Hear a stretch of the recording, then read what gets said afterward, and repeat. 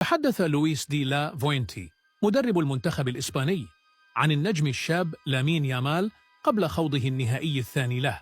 فماذا قال دي لا فوينتي؟ أولا، دي لا فوينتي قال: لامين يملك هدوءا يثير الدهشة، خاصة في مثل هذه المناسبات. هو من تلك الشخصيات الاستثنائية التي تتعامل مع اللحظات الكبرى وكأنها شيء طبيعي. ثانيا، دي لا فوينتي قال: بالنسبة لغيره قد تكون هذه اللحظة لحظة توتر، لكنه يدخلها بثقة وبساطة، وهذا ما يميزه عن غيره.